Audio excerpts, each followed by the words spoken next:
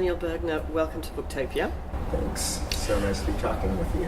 Why is female desire so elusive and so little understood? Well, a few things. One, it wasn't until about 10 or 15 years ago that a kind of critical mass of women scientists began looking at desire.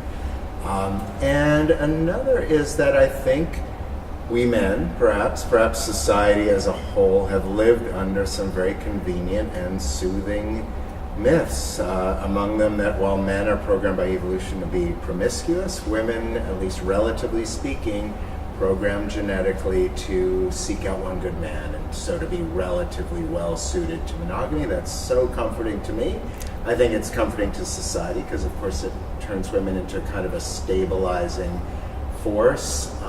But the science does not back that up, and it's probably time to let go of those myths. Well, it's interesting that you mentioned myths there, because I was thinking about your book and thinking about we seem to be in kind of uncharted territory, but with a lot of paradoxes. We live in this hyper-sexualized world where sex is a commodity that's on every billboard and saturating our popular culture and our consciousness. But at the same time, women are living for longer, and their whole world has become much more complex and much more liberated. And so maybe lust is not meant to last a lifetime. Maybe our expectations are completely false and have been developed by media and by pop culture. Well, I think so many of our expectations turn out to be preconceptions that get in the way of understanding. I think that's what this book is really all about. A few things come to mind. What got me started on the book was walking into the lab of a woman named Meredith Chivers, who was, and I'll be brief about it here, there's a lot more fascinating detail in the book, who was showing women a wide array of pornography and measuring their responses both physically, very intimately, and subjectively via a keypad where they could rate their own state of being turned on or not. Well, when they rated their own state of arousal, their ratings were very limited to a certain type of preferred pornography, and everything else was a no. Their bodies were responding very powerfully and immediately to a wide array of images.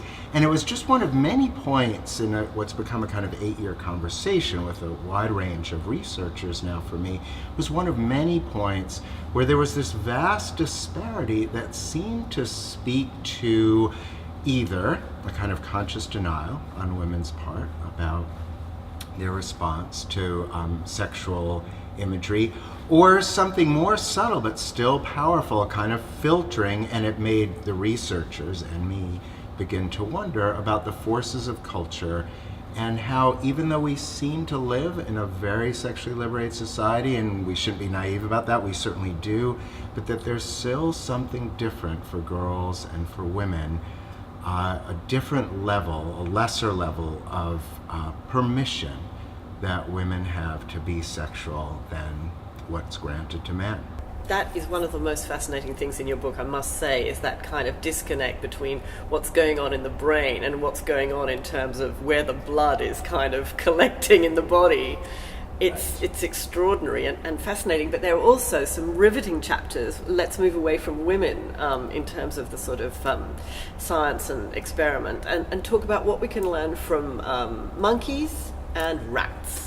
Right. So most of the book is about women. It's really a combination of science and then threaded through that science, the stories of individual women who I spent lots of time with. But yes, I take a detour into the animal kingdom to see what we can learn there. Monkeys. Okay. For so long we've been taught that males are the aggressors in monkey politics, males the generals in monkey warfare, and males the sort of stalkers, the initiators in monkey sexuality. Absolutely not so. It's as though, because of what we expected to see and because perhaps what we wished to see, we were blind to what was right in front of us. So I went down, I spent about a week at the foremost primatology center in the States, and I got very attached to this one monkey who became a character in the book. She's the most reserved monkey in the compound. She's also an extraordinarily strongly bonded mother. So all the staff at the center was very enamored of her.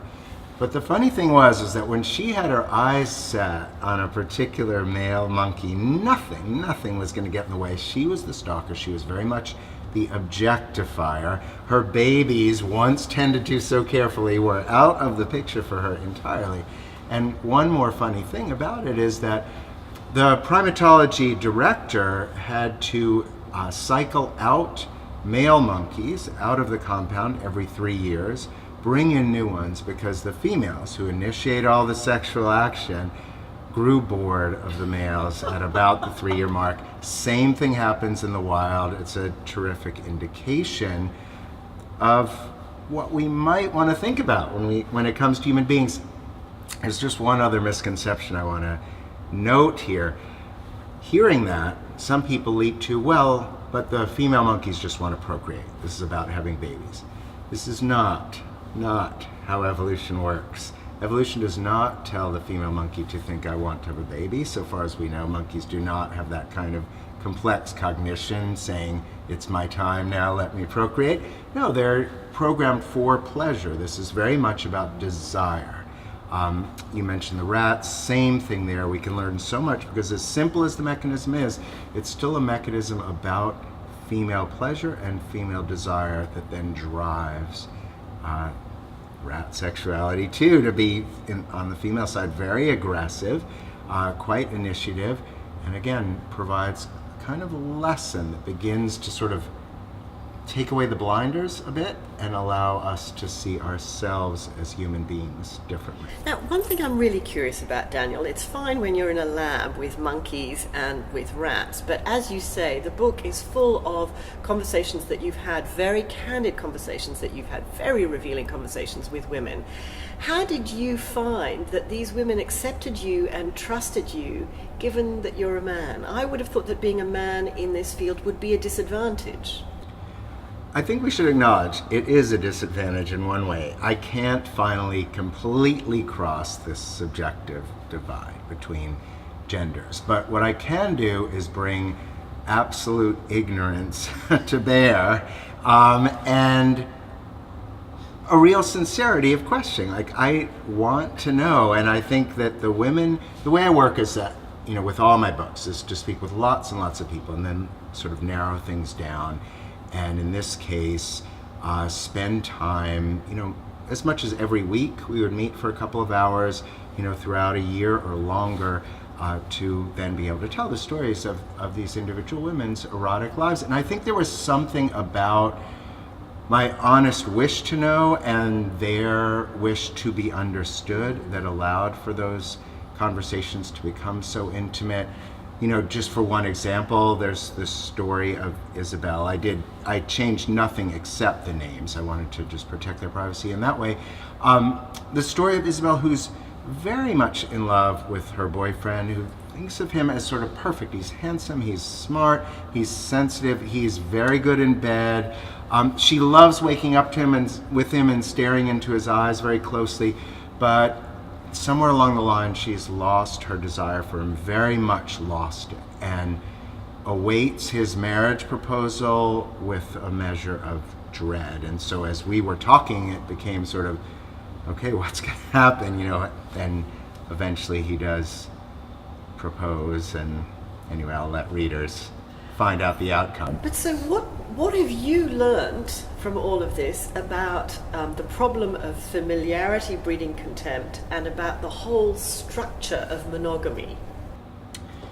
That the structure of monogamy is really problematic. I think we all know that to some degree. I think what we fail to focus on is that it is at least equally problematic, in some ways more so for women than for men. And I think, again, it's very nice for men to feel that they're the ones burdened with monogamy, but that women are somehow okay with it. Half the population thus becomes the kind of calming entity. So I think there's a threat within the book, in a sense, or an unsettling sort of current within the book. And that is that we probably need to have a much more candid conversation about what monogamy means. I think we're torn as people. I can often hear myself sounding very unromantic, and I think some polyamorous expect me to carry the banner of polyamory. That's not really me, but what I do want to explore is this paradox between our wish for love, our wish for even unconditional love, our wish for forever, and on the other hand, our wish for lust and our wish for ecstasy, our wish to be outside ourselves, to be all those things we long for in sex with Eros. And it's that tension, I think, that the book explores. Absolutely, and just when you think it can't get any more fascinating, the final chapter on speed dating is an absolute revelation. So what do you discover from the speed dating experiment? The speed dating experiment is just, to me, a little gem that is an emblem of what the rest of the book explores more deeply. So in actual speed dating, almost always the women sit at little tables or along a banquette, and the men come along, approach, sit down, have their 3 or 5 or 8 minute date, whatever it is. At the end of the evening, the women and the men check off whether they want a second date, a real date. And researchers have replicated this and used it to confirm that men are more promiscuous, they check off for more second dates, and women much more choosy.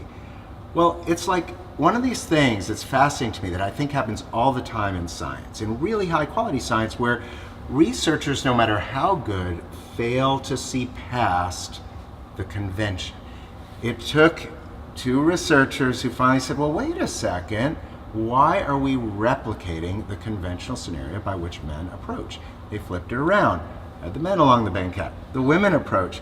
And sure enough, it completely changes the dynamic. Suddenly, women are checking off as many second dates as men, and the researchers add a desire measure, and the women are expressing suddenly as much desire as men do. So it just really emphasizes how social scripts, how expectations affect something even so primal as the way we experience desire. So now the whole quest for female desire has become big business for Big Pharma. I mean, we talk about pink Viagra. Do you think that we will ever be able to put the magic formula for women's desire into a pill?